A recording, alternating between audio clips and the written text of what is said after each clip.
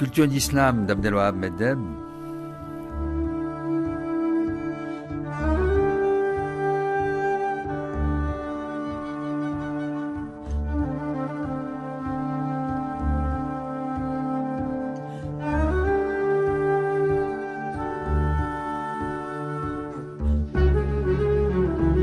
Elias Sambar, je suis heureux de vous recevoir dans Culture d'Islam et particulièrement en ce jour que France Culture consacre à Jérusalem.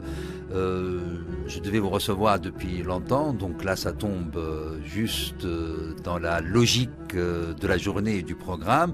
Je comptais vous recevoir, je compte toujours et je vous reçois à l'occasion de l'apparition de votre livre, Dictionnaire amoureux de la Palestine, aux éditions Plomb, dans la fameuse collection des dictionnaires amoureux. Livre très réussi, je dois dire, parce qu'il est à la fois dans la vie, dans la politique, dans la tendresse, dans l'affection, tout ce que vous êtes. Je rappelle à nos éditeurs vous connaissent bien, vous passez souvent sur nos ondes, que vous êtes membre du Parlement palestinien en exil et que depuis 2006, vous assumez la tâche de diriger l'ambassade de la Palestine auprès de l'UNESCO. Vous êtes évidemment avant tout écrivain, œuvre importante déjà, plus d'une dizaine de titres, focalisés sur la Palestine et la vie, je dirais.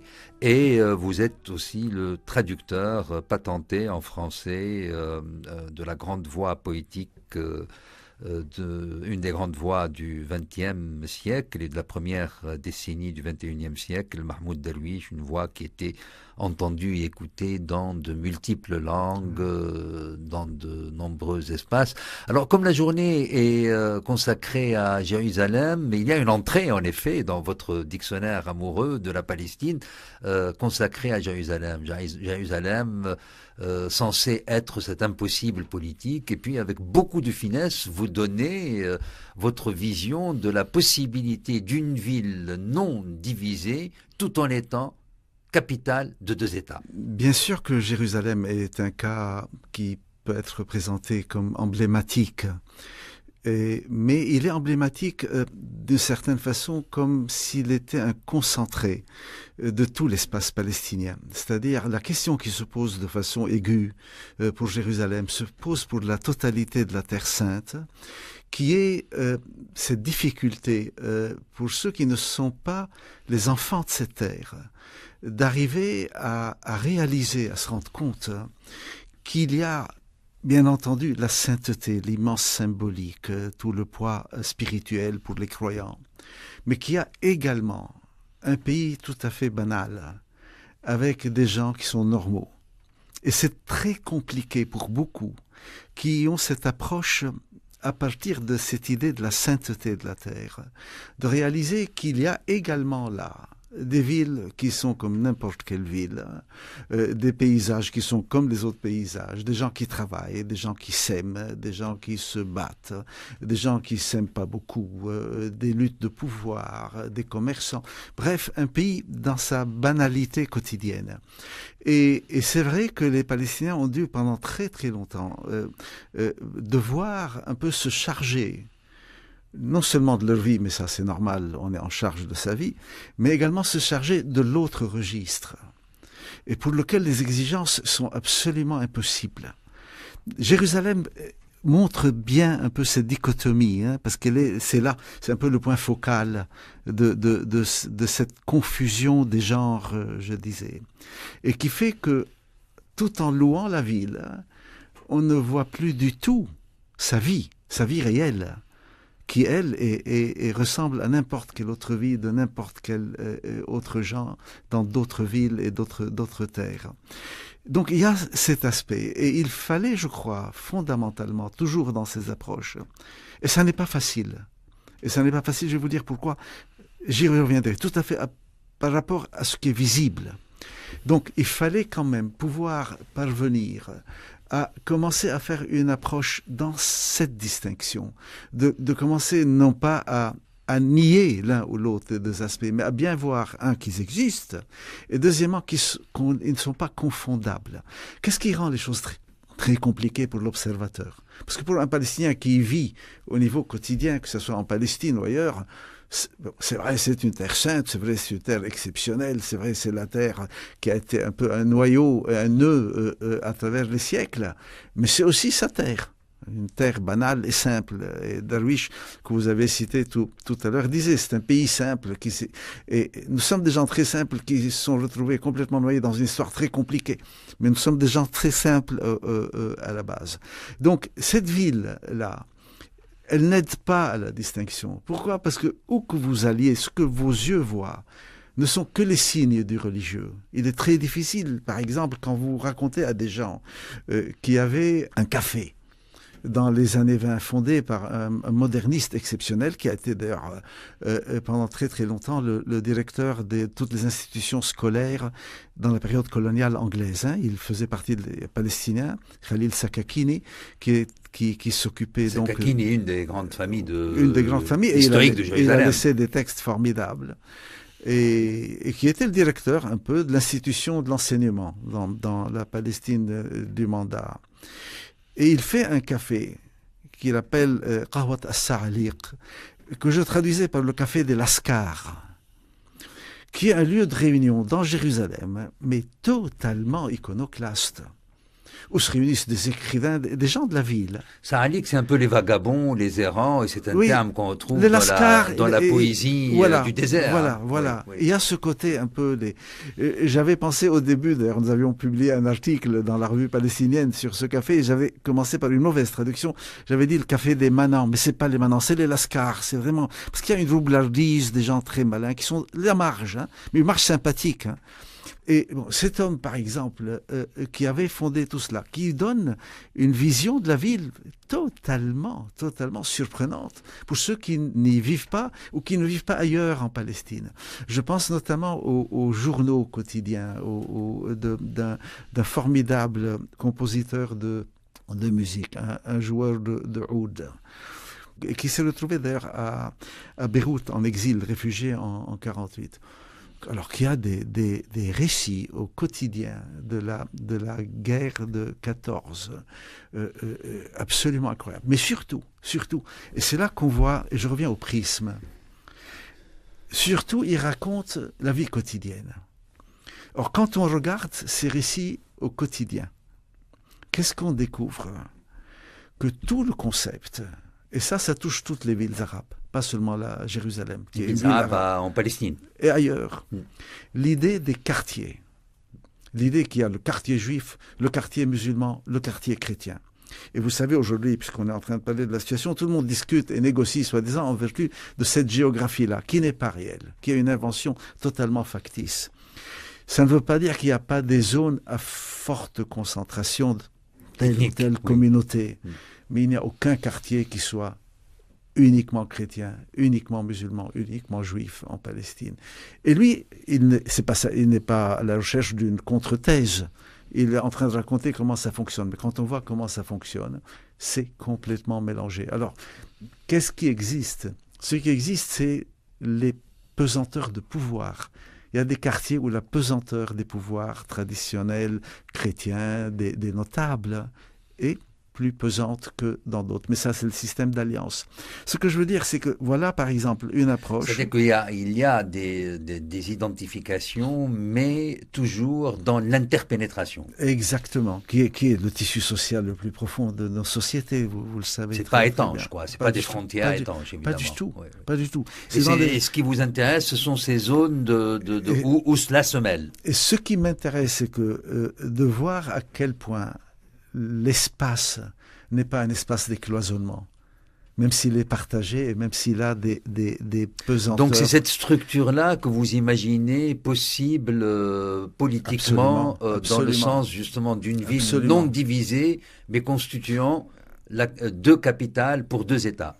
Fondamentalement à travers une idée qui peut être très très riche, qui est un peu le contrepoids de l'idée de la division. C'est-à-dire les villes divisées, les villes séparées. Le fameux mur de Berlin, quoi. Par exemple, le mur actuel dans toute la Palestine. Et l'idée du partage. Dans le partage, il y a une forme de distribution, mais elle est ouverte, elle n'est pas dans l'idée de l'exclusion. Les villes sont partagées, elles sont partageables. Et ça serait même Et la division est source de mort. Hein. C'est pas simplement une idée pas très très jolie ou pas très sympathique. C'est source de mort, hein, les murs qui divisent. Le partage peut être source de vie. Donc constituerait comme une sortie par le haut de l'impasse actuelle. Surtout que, vu ce que je disais sur ces deux registres, hein, du spirituel et du temporel, par rapport à la ville et par rapport à toute la Palestine, toutes les idées qui abordent, toutes les approches qui abordent cette idée de la négociation, de quelle solution pour cette ville, sont des idées fondées sur la notion de l'attachement. C'est-à-dire, vous comprenez, cette ville est fondamentale pour l'islam, cette ville est unique pour le judaïsme, cette ville, c'est quand même le tombeau du Christ et le Golgotha, et ainsi de suite. C'est vrai, on peut admettre et respecter les croyants et chacun son attachement, son degré d'attachement. Ça n'est pas du tout le problème. Le problème, c'est que ça n'est pas négociable. Dès que ça devient un élément de négociation, on est dans l'impasse absolue. Comment voulez-vous négocier votre part d'attachement et la mienne, et qui y est plus attaché ou moins attaché, et attaché comment? Vous imaginez, c'est une chose impossible. Donc il faut aller dans le sens de se dégager, non pas de renier ni de nier, mais de se dégager de ce carcan pour pouvoir revenir à des choses plus banales, qui seront source de vie même pour le spirituel. C'est-à-dire le spirituel, si on arrivait à faire cette distinction, retrouverait une sérénité qu'il n'a pas aujourd'hui. Et la ville qui aujourd'hui, contrairement à toutes les descriptions que nous font les visiteurs, à savoir qu'ils sont tout d'un coup pris d'émotion de l'approche. Le corpus est dense, énorme, hein, depuis, les chocs, ainsi de suite. Depuis l'Antiquité. Les chocs, ainsi de suite, à l'approche des remparts. Ou les déceptions, certaines. Oui, c'est rare. La réalité, c'est qu'aujourd'hui, si vous y allez, c'est une ville qui est sublime, elle est belle, mais elle est très très pesante. Parce qu'elle est un champ de conflits, de croyances et de bigoterie. Le partage en ferait un lieu très très beau. Et surtout, dans le partage, il y aurait peut-être aussi une place pour les agnostiques, parce qu'ils existent aussi. Et ils sont parfois de Jérusalem. Donc il faudrait revenir à cela. Ce qui est un dépassement d'un cadre strictement diplomatique. On n'est plus uniquement dans la politique et la diplomatie et les calculs stratégiques. On est passé à autre chose.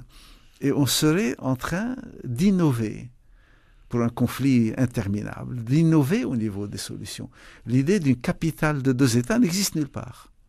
Ça serait quand même fantastique qu'au bout de tout ce long conflit, qui a quasiment un siècle, d'en finir avec cet apport à l'humanité, cette idée du partage, cette idée que les souverainetés peuvent cohabiter dans un même espace et que c'est tout à fait gérable. Avec des territoires à caractère donc d'autorité dominante sur l'un et sur l'autre, mais sans frontières et jeux de circulation. Mais les autorités dominantes, si on prend le cas spécifique, c'est quoi? Est et ouest, tout simplement. Mais c'est le travail municipal. Oui. Qu'est-ce que c'est? Sinon, la souveraineté, elle est sur tout l'espace de l'État de Palestine, et la souveraineté israélienne est sur toute la totalité de l'espace de l'État d'Israël. Ça se pose que sur le papier, cette histoire. Où est la souveraineté? Comme si la souveraineté était une boîte que l'on pouvait trouver dans une pièce, et on va savoir où est-ce qu'on va la mettre. C'est des territoires, mais surtout l'idée que l'espace est ouvert.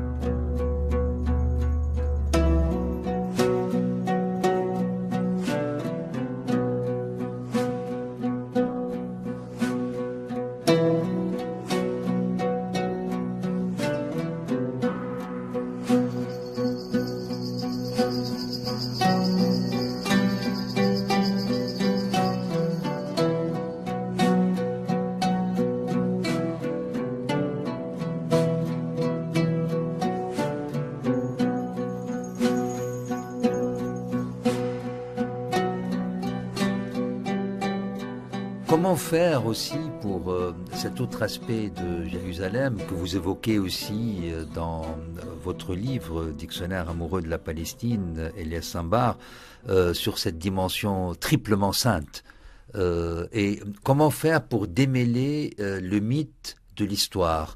Quel est le rôle de l'archéologie?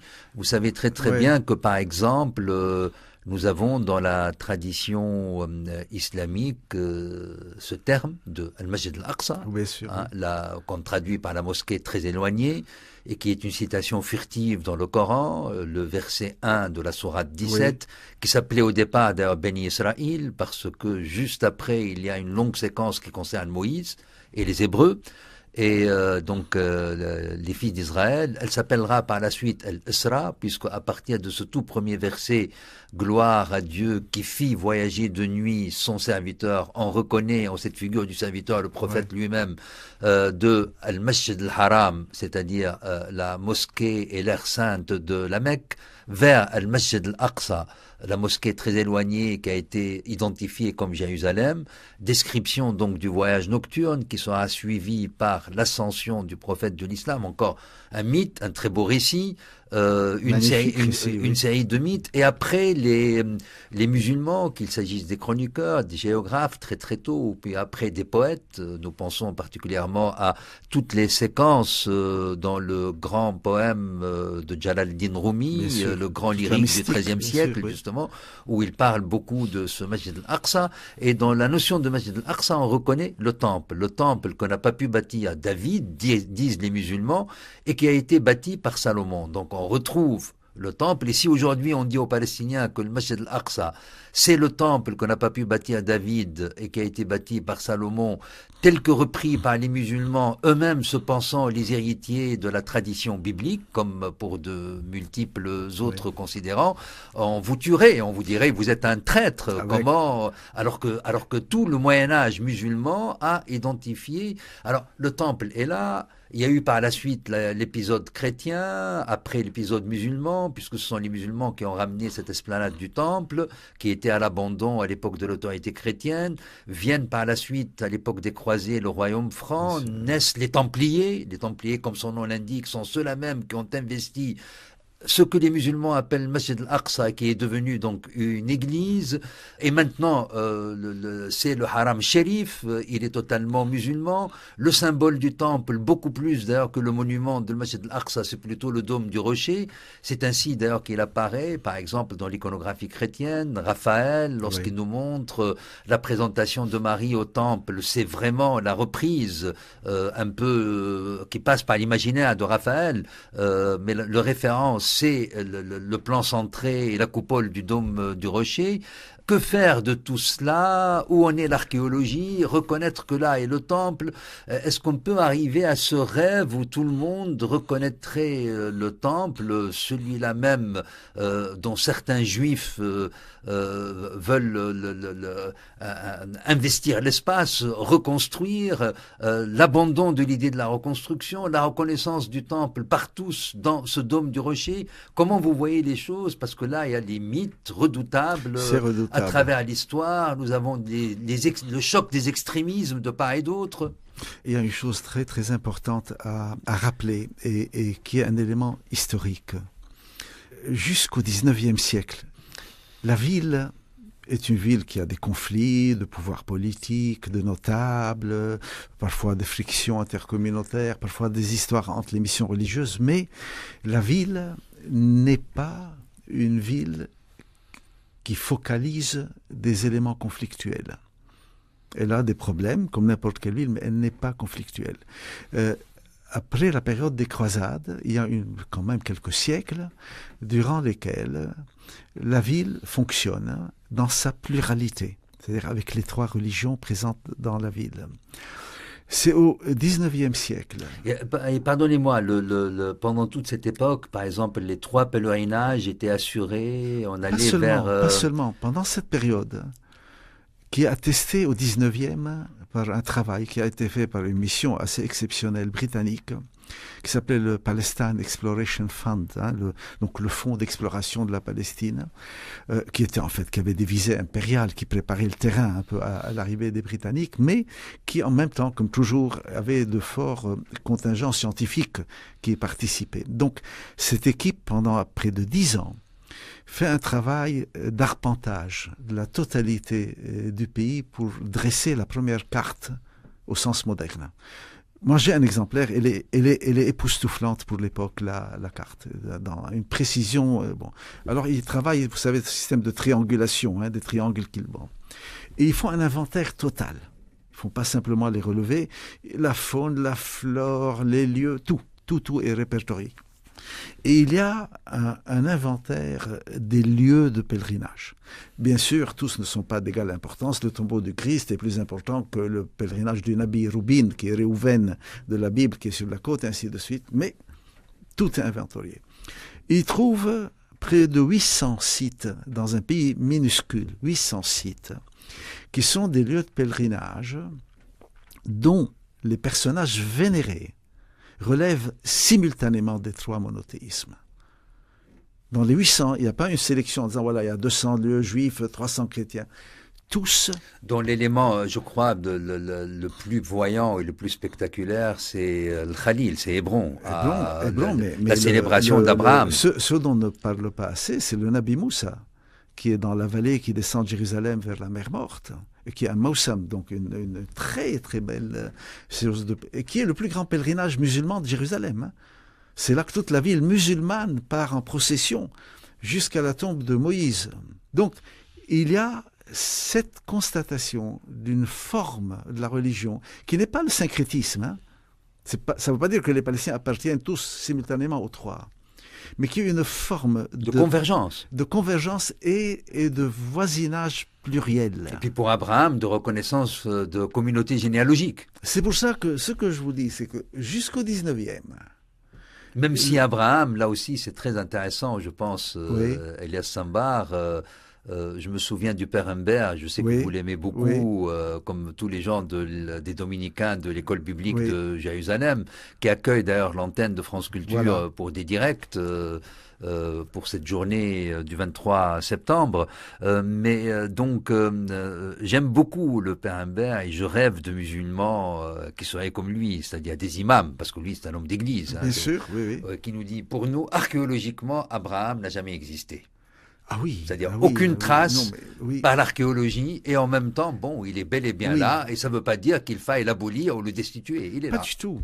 C'est une réalité, même si elle est partie d'une mythologie, c'est une réalité. Elle fonctionne comme une chose extrêmement réelle.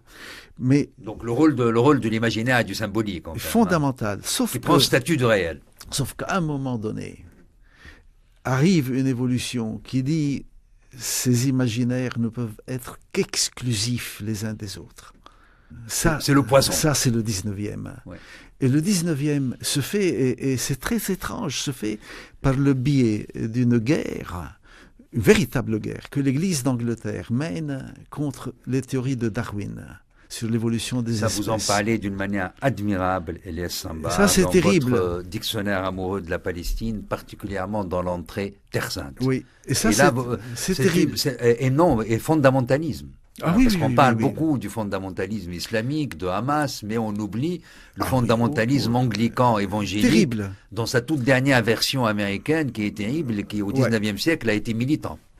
Et ces gens se disent, pour prouver l'inanité des thèses de Darwin et montrer que la Bible est un livre d'histoire et que tout ce qui s'y raconte a bien eu lieu, donc c'est-à-dire prendre à la lettre la création telle que dans la Bible, qui deviennent des faits. C'est des événements, c'est un livre d'histoire. Donc nous allons aller sur le terrain, la scène, où s'est déroulée cette histoire, et montrer que tout a eu lieu. Et par l'archéologie. Par l'archéologie.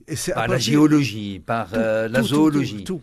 Et par le délire, surtout. Vous citiez notamment un certain Edward Robinson, n'est-ce pas? Ah oui. Il y a beaucoup de délire. Et à partir de ce moment, on commence à lancer une nouvelle thèse qui va être terrible, qui est, elle, la plus dure, qui est l'idée de la rédemption. Qu'est-ce que c'est que cette rédemption? Cette rédemption, c'est le fait... Le retour du Messie, donc. Non, c'est le fait que la terre sainte, où s'est déroulée cette immense histoire qui est relatée dans la Bible, est souillée par ceux qui l'habitent présentement, puisqu'ils ne sont pas chrétiens. Et là, il y a quand même quelques contradictions très très drôles. Ou juifs, puisqu'on demande à ce que les juifs reviennent pour les christianiser. Il pense que les juifs vont devenir tous anglicans. Il y a des thèses délirantes. Il va y avoir une condition préalable au retour du Messie, parce que là aussi, il y a de la parousie là-dedans, toute cette mythologie. Il faut que les juifs reviennent en Terre Sainte pour qu'ils soient, au préalable, pour qu'ils ne soient pas à la suite convertis, condition de l'avènement de l'Apocalypse et du retour du Messie. Parce que cette église anglicane pense que l'anglicanisme est l'achèvement, le couronnement du judaïsme, qu'il est son aboutissement suprême. Mais ce qui est terrible, c'est dans les journaux des voyageurs, leur profonde déception quand ils découvrent que les Palestiniens chrétiens ressemblent comme deux gouttes d'eau à des Palestiniens musulmans, et que les Palestiniens musulmans ressemblent comme deux gouttes d'eau à des Palestiniens juifs. Parce que dans leur tête, il fallait bien montrer cette ségrégation. Alors se développe à partir de ce moment l'idée d'une généalogie pour chacune des religions et qui est exclusive des autres généalogies. Pour qu'elle soit exclusive, il faut qu'elle ait une sorte de prééminence. La prééminence va être concrétisée par la notion d'un droit exclusif sur les lieux. C'est-à-dire, seuls ceux qui descendent de ce lignage sont légitimement appelés à être là. Ainsi commence à se développer cette idée qu'il fallait chercher non pas la rédemption des hommes, des enfants de la Terre Sainte, mais la rédemption de la terre. Et la rédemption de la terre ne pouvait être obtenue que par le départ de ceux qui la souillent. Il y a l'idée de la souillure qui est très très forte. Et à partir de ce moment, les autochtones, les enfants de Palestine, quelle que soit leur religion, commencent à être perçus comme des intrus, des gens qui sont là mais qui n'ont pas à être là.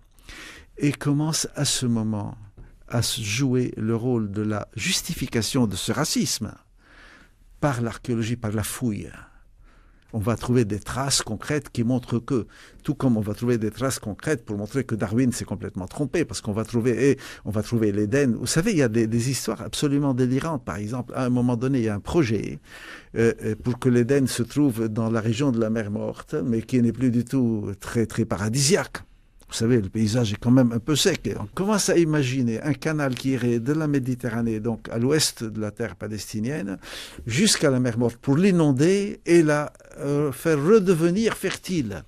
On a un autre qui, en entrant, qui décide que pour aller en Terre Sainte, il faut absolument entrer comme Moïse, ne pas entrer par n'importe quelle porte. Donc il va en Égypte et il entre par le Sinaï. Et il y a un épisode sur ce passage, donc à partir bien sûr, il n'y a pas de l'Égypte vers le Sinaï, et donc pour entrer vers la Palestine de cette mission. Et il y a un passage dans la Bible où l'on dit, je crois que c'est Moïse ou Aaron, je crois que c'est Moïse, se fait laver les pieds par une esclave nubienne. On l'a fait venir, alors l'esclave nubienne. Alors il a fait venir au 19e siècle une esclave nubienne, une nubienne, elle n'était pas esclave, qui lui a lavé les pieds pour que tout se passe. Et ainsi, donc c'est un littéralisme délirant et c'est le poison de la région. En fait, c'est terrible, mais surtout cette idée que ta présence ne peut se réaliser qu'à travers ma disparition. C'est ça que ma présence implique que tu ne sois pas là. Si tu es là, c'est que je ne suis pas là. Et on a entré dans cette idée de l'exclusivisme. Et c'est cette idée aujourd'hui, il y a eu beaucoup de développement, mais qui se remanifeste sur les lieux saints.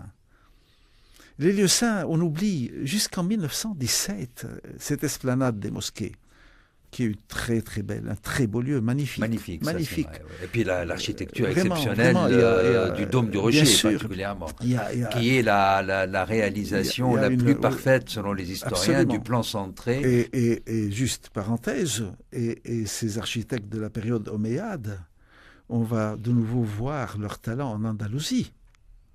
Il y a une continuité, car il y a sous la mosquée que nous appelons Al-Jami' al-Kabir, parce qu'on appelle l'Aqsa, la grande mosquée, oui. La deuxième. En fait, toute l'esplanade est à l'Aqsa. Les deux mosquées font partie de l'Aqsa. Et il y a le Dôme du Rocher et il y a le Jama' al-Kabir, la grande mosquée. Mais sous cette grande mosquée, il y a quand même cette mosquée que nous appelons Al-Jama' al-Marwani par rapport au calife Marwan. C'est un des premiers tout début du 8e siècle. Tout début, oui. Et dans laquelle il y a une magnifique colonnade. Et tout le monde sait que c'est cette colonnade qui a été un peu dans l'imaginaire de ceux qui, plus tard, édifieront ce joyau qui est la mosquée de Cordoue, avec cette multitude de colonnes. Et, bon, énorme, ça, les début du XXe siècle, jusqu'en 1917, cette esplanade très très belle, et qui est le seul lieu dégagé intramuros, parce que tout est bâti. Il y a du vide, du beau vide. Un très beau vide. Et quand même, le lieu... Avec l'apparition de certains oliviers qui semblent défier par leur présence le roc, parce que c'est très rocailleux. C'est fabuleux. Et c'est là, quand même, le lieu de pique-nique, jusqu'en 1917, de toutes les communautés de la ville. C'est là que les familles chrétiennes, juives et musulmanes venaient pique-niquer. Jusqu'en 1917, et après... jusqu'à l'occupation de 67, quand les Palestiniens ont géré leurs lieux, nos lieux sont ouverts à toutes les religions. Des musulmans et des juifs peuvent entrer au Saint-Sépulcre et des chrétiens peuvent aller, ainsi de suite. C'est un communiqué du gouverneur britannique de la ville en 1917 qui, soi-disant, pour arrêter les troubles potentiels, interdit le lieu à ceux qui n'appartiennent pas à la religion du lieu. Vous voyez, il y a toute une trame d'exclusivité qui ont joué avec des territorialités d'exclusion. C'est pour cela que ce problème apparaît comme absolument impossible. Si vous êtes dans l'idée de la division, vous ne pouvez pas faire coexister un lieu sacré juif, un lieu sacré musulman, un lieu sacré chrétien. Vous ne pouvez pas. Il faut à tout prix les dissocier et les séparer dans l'espace. Mais si vous êtes dans le partage, où est le problème ?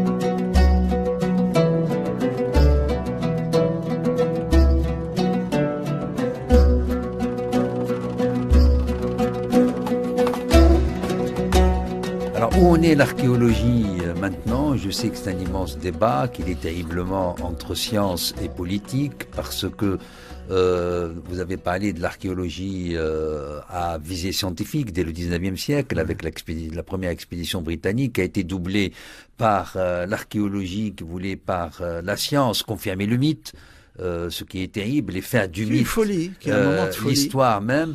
Où en est l'archéologie aujourd'hui entre mythe, histoire et politique, puisqu'il y a tout un travail, il y a une volonté de la part de l'archéologie conduite par les institutions israéliennes de dessaisir de l'idée d'un Jérusalem arabe ou islamique, puisqu'il y a une volonté de vouloir parcelliser Mamelouk, ottoman, fatimide, comme si le passage par le dynastique était destiné à réduire le temps arabe ou le temps islamique. La romanité aussi est restaurée d'une manière très très forte avec le Cardus et les musulmans qui parfois ont peur. Vous m'avez rapporté hors antenne, Elias Sambar, dans une de nos discussions, il faut tout mettre sur la table évidemment, cette idée de l'imam qui avait très très peur parce qu'on a aperçu qu'il y avait des vestiges sous justement la grande mosquée et non, n'y touchez pas, ne le montrez pas parce que ça pourrait être le temple de Salomon.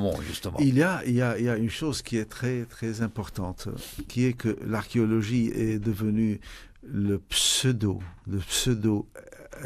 élément constitutif et fondamental de cette idée de l'exclusion, puisque on va prouver l'antériorité, donc la pérennité, donc le droit exclusif au lieu par la fouille. Plus on va aller profond, plus on va montrer que, ayant été là avant Donc ça m'appartient. Vous n'avez pas à rester là. Hein. Donc cette idée de l'antériorité est la base de l'exclusivisme. Tout d'abord, ça n'a rien à voir avec l'histoire ni avec la science. La deuxième chose, c'est que les gens aujourd'hui, ceux qui tiennent ce langage, pensent qu'il y a 3000 ans, les Palestiniens et les Israéliens étaient déjà là et que c'était déjà un conflit israélo-arabe. C'est-à-dire qu'il y a une espèce de prisme a posteriori hallucinant. Peut-être qu'on confond les Palestiniens, d'ailleurs on le voit très très nettement chez certains intégristes juifs, aux Amalécites, c'est ça? Ceux que combattait Josué, c'est ça? Et alors, par exemple, là, il y a donc ce délire dans l'archéologie, mais il y a également maintenant quelques archéologues qui disent nous disons ce que nous trouvons. Nous ne commentons pas. Et en effet, très peu de la Bible est justifié archéologiquement, n'est-ce pas? Ce qui ne met pas du tout en cause l'attachement de la religion juive au lieu. Ça n'a rien à voir. C'est pas parce que vous avez les remparts de Jéricho que... Et eux, par exemple, et c'est notamment Israël Finkelstein et un autre dont j'ai oublié le nom, ont commencé à faire des fouilles par rapport aux grands épisodes bibliques. Et ils ont, à un moment, trouvé, de l'époque de Josué, qui lui a existé, les remparts de Jéricho. Alors c'est très troublant, ils tombent sur des remparts qui ne sont pas tombés, qui ne sont pas saccagés. Donc la ville n'est pas tombée, les trompettes n'ont jamais sonné, l'ange n'est pas arrivé, et le soleil ne s'est pas arrêté dans le ciel. Bon, ça ne change rien. Par contre, il y a eu à ce moment un débat à la Knesset, où certains députés israéliens ont accusé ces deux archéologues d'œuvrer à la destruction de l'État d'Israël. C'est quand même un fantastique aveu. C'est terrible ce rapport entre mythe, histoire, mais c'est aussi un aveu politique. C'est aussi un aveu à quel point on ne conçoit sa légitimité, non pas par son droit, mais par son mythe. Est-ce que des gens ont le droit de vivre là parce qu'ils ont un attachement, bien entendu? Est-ce que s'ils ont une légitimité parce qu'il y a eu une mythologie? Absolument pas. Pour tous, il n'y a pas de mythologie. Surtout que certains Palestiniens aussi aujourd'hui, dans l'idée de pouvoir contrer ce discours, ont commencé eux aussi à aller fouiller pour aller plus bas que les fouilles israéliennes et trouver des strates plus anciennes, donc plus enfouies, et donc dire oui, vous avez trouvé une strate là, mais... Et on se retrouve dans un cas absolument rocambolesque. Comme le déni de Masjid al-Aqsa comme le temple. Alors, si on se dit, oui, celui qui trouve la strate la plus profonde a le droit, dispose du droit. Et si on part aujourd'hui des fouilles les plus profondes, on a, dans certaines régions, et elles ne sont pas exclusives parce que ce territoire a toujours été mélangé, on a dans Cisjordanie, certaines strates très profondes hébraïques. C'est indéniable.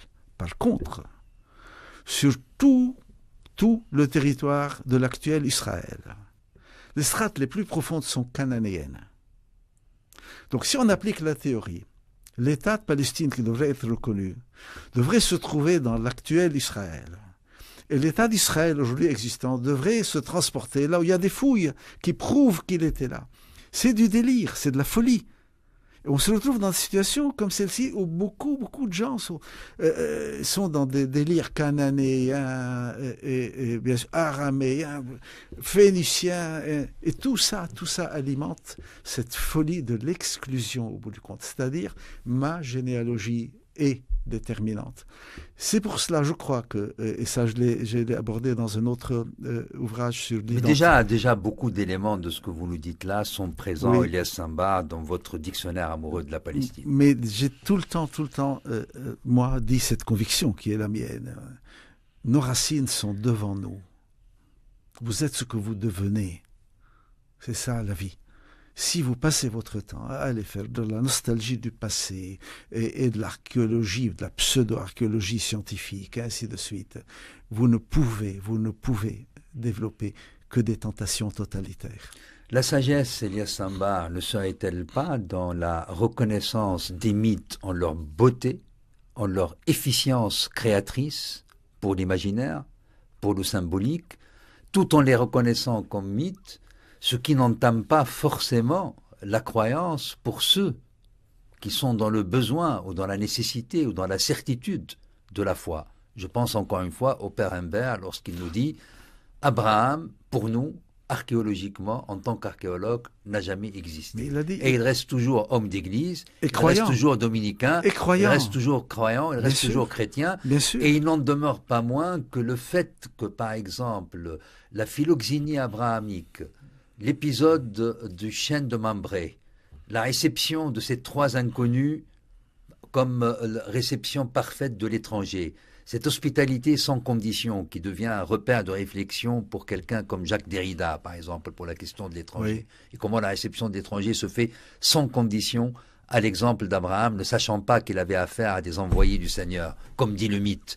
Et que tout cela, cette philoxénie se répercute chez les musulmans à travers Ma'idat al-Rahman, à travers donc cette espèce d'énorme soupe qui à Hébron, à Khalil, est offerte à tout venant, tous les soirs, en célébration justement de la philoxénie abrahamique. Tout cela peut être reconnu par les uns et les autres. Un juif pourrait reconnaître, un poète juif, Tchelan, a été amené à le faire. Le cheval ailé qui aurait conduit le prophète de l'islam dans ce fameux voyage nocturne de la Mecque à Jérusalem. Et il faut le dire, beaucoup d'Israéliens qui... Ou le rôle du Christ, tellement énorme comme figure poétique et mythique chez Darwish. Bien sûr, c'est le personnage principal de la poésie de Mahmoud qui, lui, était un Palestinien musulman. Mais comme je vous l'ai dit, il y a cette idée que tout cela est partagé. Ces enfants de cette terre sont le réceptacle de tout ce qui s'est passé sur cette terre. Toute la question recommence à se poser à chaque fois sous diverses formes. Mais c'est la seule question qui revient. Elle est désastreuse d'ailleurs. C'est est-ce que l'hospitalité est impossible? Est-ce que aujourd'hui la présence de l'un ne peut se faire que par l'absence de l'autre?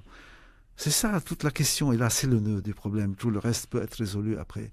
Il faut à tout prix arriver à revenir à cette notion du partage, à ramener à travers le partage cette idée de l'hospitalité qui est très très belle dans l'accueil, cette idée de l'hospitalité. Sans condition. Sans condition, bien sûr.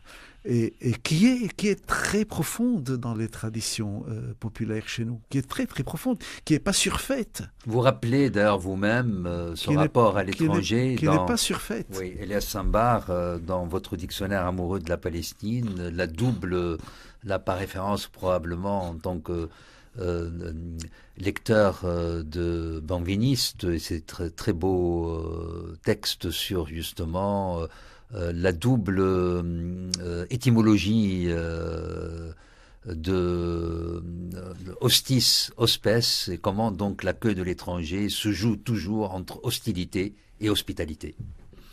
D'ailleurs, vous savez, on a deux mots en arabe pour dire l'étranger et l'exil. Pas le même. On a al-gharib et al-manfi, al-manfa, l'exil. Mais ce qui est très très beau, dans gharib, il y a ghurba, qui est le dépaysement, qui n'est pas l'exil. L'expatriation aussi. Oui, mais le dépaysement, c'est-à-dire au sens littéral, le dépaysement. Au sens littéral, en fait, c'est le fait de se cacher, de disparaître aux yeux des siens. Comme le soleil, d'ailleurs, c'est pour cela qu'Occident aussi vient de la même racine. Là où le soleil se couche, là où le soleil se cache, là où le soleil disparaît, c'est la même racine. Voilà, et tout ça permet, non pas simplement par des jeux qui sont pas très très amusants d'ailleurs, et très très ludiques sur la langue, mais de voir l'étranger, c'est celui qui suit un parcours. C'est toujours la référence au soleil, hein, de sa naissance à sa mort. Voilà. Et un parcours vers l'ouest. Hein. Vers l'ouest, toujours. C'est ça qu'il va vers l'ouest. Et ce qui quand même pourrait dire que finalement l'Orient et l'Occident ne sont pas tellement condamnés à ne jamais se rencontrer. Et que ce sont des polarités spirituelles aussi. Et qu'il y a aussi une marche. Il ne marche pas, l'oriental ne marche pas plus à l'est. C'est aussi platonicien, c'est-à-dire que quitter l'origine qui est le lieu de la lumière, qui est le monde des idées, pour aller vers les ténèbres qui est le lieu donc du couchant. Et de la fin. Et il y a tout cela, il y a cette idée dans l'hospitalité, il y a l'idée que c'est un pays simple. Que reprend un théosophe que vous connaissez très bien du XIIe siècle, Shihabuddin Sohrawardi. qui est devenu, pas familier, j'exagère, mais en tous les cas, on le connaît bien en français suite aux travaux et aux traductions de Henri Corbin, notamment. Oui. Mais pour en revenir même à ce que nous disions là il y a quelques minutes, il y a une question qui n'a pas été posée, vraiment que je me pose tout le temps. Avant ce désastre de ce conflit, hein, début du XXe siècle, la population, les Anglais arrivent, ils commencent à faire leur recensement, leur sondage, etc., et à prendre possession du lieu. Il y a un peuple, qui est le peuple palestinien, en tout cas c'est lui se perçoit comme un peuple, qui est le peuple de Palestine, et dans lequel il y a des chrétiens, des musulmans et des juifs. On n'a plus jamais su ce que sont devenus les Palestiniens juifs dans ce conflit. On parle beaucoup de tout le monde. Or, il y a un épisode extrêmement intéressant chez un homme qui s'appelait Yitzhak Ben Zvi. Je crois que c'est lui le véritable fondateur de l'État d'Israël, parce que c'est l'homme qui a inventé de toutes pièces l'hébreu moderne. Puisque les Juifs, venus de toutes les communautés du monde, ne parlaient plus l'hébreu, utilisaient l'hébreu théologique, l'hébreu religieux dans les cérémonies, un peu comme les chrétiens utilisent le latin, mais parlaient l'arabe ou le ladino ou l'ottoman, ou le yiddish ou l'allemand, ainsi de suite. Et donc cet homme arrive bien avant Herzl, bien avant l'État juif de Herzl, bien avant la déclaration Balfour, et s'installe à Jérusalem. Et il a un journal exceptionnellement intéressant. Il est pris de panique. Il dit tout le temps, ça revient tout le temps dans le texte, j'ai peur. Et qu'est-ce qui lui fait peur? L'homme qui est venu recréer l'hébreu, il est extrêmement catastrophé de voir que les seules personnes qu'il a jamais rencontrées qui parlent l'hébreu sont les Palestiniens juifs et qui parlent l'arabe. Et comme son projet est un projet de remplacement déjà dans sa tête, se pose la question de savoir que va-t-on faire de ceux-là qui sont de religion juive mais qui sont palestiniens. Qu'est-ce qu'on en fait? Et après, on ne les retrouve plus, il n'y a plus de traces. Ils sont répertoriés nulle part. Que sont-ils devenus?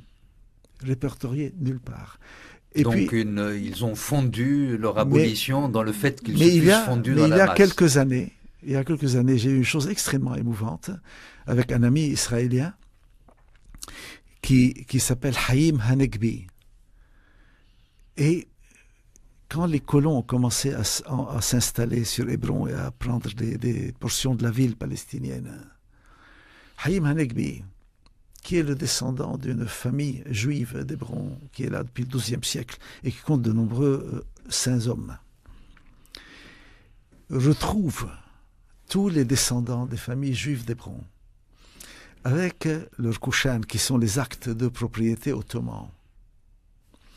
Et il publie un texte en disant, en tant que juif d'Hébron, avant Israël, et en tant que propriétaires légaux des lieux, nous réclamons que les colons sortent de nos propriétés, car nous sommes les propriétaires de ces maisons, nous sommes là depuis des siècles. Et nous ne revendiquerons nos maisons que lorsque les Palestiniens auront retrouvé les leurs. Et cet homme a été pendant très longtemps le secrétaire parlementaire du général Peled, qui était une des grandes voix de la paix en Israël, à la Knesset. Cela a été publié en Israël. Et là, moi, j'ai eu un grand moment d'émotion. Bon, j'étais déjà très ami avec lui, mais je ne connaissais pas cet aspect de son histoire. Je me suis dit, tiens, nous sommes en train de retrouver enfin des Palestiniens juifs. Ce qui ne veut pas dire que ceux qui sont venus après doivent repartir. Ce n'est pas du tout la question. La question maintenant, les réalités sont là. Il y a 7 millions d'Israéliens, donc quand même 25% de Palestiniens qui ont le passeport israélien. Il y a 11 800 000 Palestiniens entre l'exil et les territoires de la Palestine. Il faut voir, est-ce qu'il y a une possibilité, ce n'est pas une question de place, est-ce qu'il y a une possibilité de partage? C'est la seule possibilité inviable productrice d'une valeur qui sera supérieure, infiniment supérieure à la paix, qui est la valeur de la réconciliation. Parce qu'au bout du compte, comme il y avait des guerres froides, il y a des paix froides. C'est-à-dire des moments où il n'y a pas d'artillerie de part et d'autre des frontières, mais ça ne veut pas dire qu'il y a la paix. C'est-à-dire que c'est calme.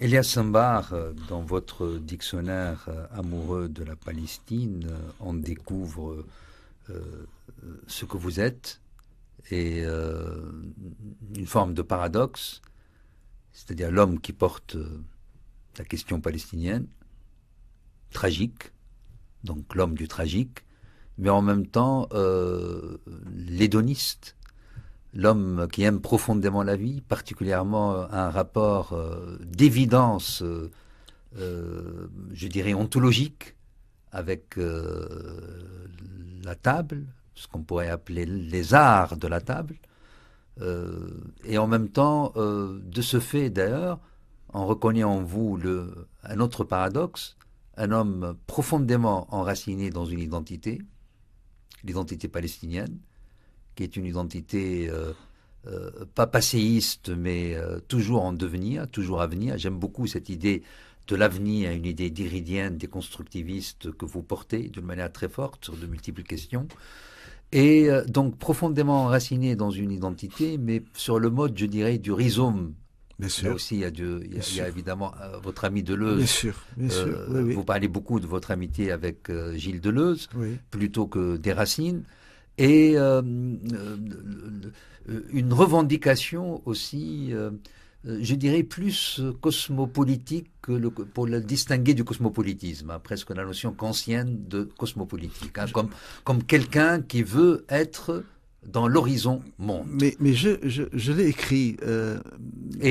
Alors la question que je voudrais vous poser, cette dualité qui est en vous, qui passe par les arts de la table, qui passe par le gustatif, profondément enraciné dans l'identité palestinienne, ouvert sur toutes les saveurs du monde, comme quelque chose qui est dans l'enjeu cosmopolitique. Comment vous la vivez, comment vous l'avez vécu à Jérusalem même? Vous savez, ça c'est une question de génération, c'est-à-dire notre génération, les enfants de 48, ont perdu... Je crois que vous êtes né en 48 même. En 47. 47. Ont perdu leur monde. Mais l'exil leur a fait découvrir le monde. Et tout d'un coup, et sans le moindre reniement, d'ailleurs nous avons passé nos vies quand même à porter cette cause. Et nous la porterons jusqu'à ce qu'elle aboutisse et que le droit soit au rendez-vous. Mais tout en faisant cela, nous avons tout d'un coup réalisé, pour beaucoup, l'étroitesse des espaces nationaux. C'est très petit, les nations. Même si c'est des millions de kilomètres carrés, c'est très très petit. L'idée nationale est toujours très petite. Et nous avons découvert aussi les joies de la circulation dans le monde. Ce qui a donné un cosmopolitisme qui, pour moi, était absolument une belle qualité. Je sais que c'était une insulte dans la bouche de certains fascisants dans les années 30 et 40. On disait le juif est cosmopolite. Ça continue encore. Ça continue. Pour tous les nationalistes. Hein, c'est une chose magnifique. Et c'est une couleur bel et bien présente ici comme ailleurs. Voilà, c'est une chose magnifique. Et donc, petit à petit, et ça n'est pas venu tout seul, et c'était une souffrance. Petit à petit, la part nationaliste, parce que nous avons tous commencé comme des nationalistes, il ne faut pas trafiquer sa propre histoire, et a cédé de plus en plus le terrain à l'amour du droit, et en même temps à une déliquescence du sentiment chauvin national, au sens étroit. Alors, je revendique la Palestine, bien entendu, je la porte. C'est mon terreau. Mais ce n'est pas le seul. C'est ça que les gens n'arrivent pas, ont parfois quelques difficultés à comprendre. Si forte dialectique, identité cosmopolitisme. Mais elle est magnifique parce qu'elle est multiple. À travers les saveurs, je ne veux pas vous lâcher, Elias Sambar. Pas que les saveurs. Parce que là, je rappelle que dans le dictionnaire amoureux de la Palestine, vous osez, je dis bien vous osez, donner des recettes. En passant parfois d'ailleurs par la transcription de votre ami très grand amoureux aussi de la table, Farouk Mardambey, qui est un très grand complice. Oui, bien sûr que c'est. Mais il n'y a pas que ça. Et vous parliez de. Alors les lieux à Jérusalem, parce que là on va en fin d'émission. On est à la fin. Je sais que vous avez la passion d'American Company, déjà, non? À l'American Colony maintenant, et c'est devenu quand même un truc très très huppé, et ça a perdu son caractère. Ça, c'est vrai. Par contre, moi, ma première visite à Jérusalem était avant la chute de la ville en 67, par le plus pur des hasards, était un mois avant la guerre. Hein, j'avais 20 ans. Et je voulais voir quelque chose de la Palestine, j'avais jamais rien vu. En mai 67. Mai 67. Et je le jure, hein, je suis arrivé dans la ville, j'étais quand même très très jeune à peine, un grand adolescent. Ça m'a étouffé. Et je me souviens que j'ai pas pu y passer la journée, tellement j'ai vu des curés, des cheikhs, des processions. Ça m'a étouffé. Et je me souviens que dès la première nuit, j'avais filé. Il est vrai qu'elle continue d'être étouffante. J'avais filé pour dormir à Jéricho. Je me souviens, j'avais même pas pu supporter d'y passer la nuit. Et donc, j'avais un rapport extrêmement conflictuel avec la ville. Elle est pesante. Là, depuis que je suis à l'UNESCO, que j'y vais beaucoup, Votre première rencontre, deuxième mais importante et de connaissance de la ville, 96. En compagnie d'Albert Agazarian, le grand Arménien de Jérusalem. Oui, qui habite chez le patriarche. Qui connaît lui la ville en pan par en pan. Et celui qui connaît magnifiquement la ville est un autre Palestinien qui est né dans la ville. Jarbé, Nazmi, qui a une grande formation d'historien et d'archéologue. Vous citez les deux d'ailleurs dans votre dictionnaire amoureux, Elias Sambar. Donc les lieux maintenant sont sublimes. Maintenant que j'ai découvert les lieux, d'ailleurs avec ces deux amis qui ont été mes guides. Et ce qui était très beau avec Nazmi, la première visite vraiment guidée, il m'avait dit, écoute, tu vas faire comme je te dis. J'ai dit oui. Il m'a dit, tu ne vois pas tout en même temps. Et à chaque jour, je te retrouverai à l'une des portes et je te fais un circuit. Et en fait, il m'a organisé la découverte de la ville par ses strates. Il me dit, aujourd'hui, on se trouve à telle porte. Aujourd'hui, tu vois la ville romaine. Et les tables, elles étaient publiques ou dans les maisons? Les tables étaient partout, mais les tables, elles ne sont pas qu'à Jérusalem. D'ailleurs, il faut que dire, hein, la cuisine palestinienne n'est pas exceptionnelle. Bon, là, je vais me faire attaquer par tous les Palestiniens qui vont nous écouter, mais il faut quand même le dire. Par rapport à la syrienne ou à la libanaise, c'est ça? Mais bien sûr. Et à la française, n'en parlons pas. Bref, et donc, j'ai découvert la ville strate par strate. Ayoubide, romane. Il y a du Mamelouk, il y a du Fatimide, il y a du Ayoubide. Oui, dans des éléments de la grande mosquée sur l'esplanade. Elle est impressionnante. Mais je vais vous dire, moi, le lieu qui me touche le plus à Jérusalem, bien que je sois un agnostique, c'est quand j'entends en mélange les cloches et les appels des minérets. Merci infiniment. Et finalement, on n'aura pas eu d'adresse des bonnes tables de Jérusalem de la part d'Elias Sambar. C'est bien, on laisse la chose ouverte. C'est pour une autre rencontre. Et puis, vous n'aurez pas d'adresse, mais vous aurez des recettes en tous les cas si vous lisez le dictionnaire amoureux de la Palestine d'Elias Sambar. Ce mélange de l'épicurisme et de la tragédie est proprement impressionnant. C'est évidemment dans la collection Plomb, collection, je veux dire, très célèbre chez cet éditeur. C'était Culture d'Islam d'Abdelwahab Meddeb, coordination Dominique Compétissa, technique son Laure Young Lancret, réalisation mise en onde de François Connac. Vous écouterez après notre émission Pas la peine de crier, animée par Marie Richeux.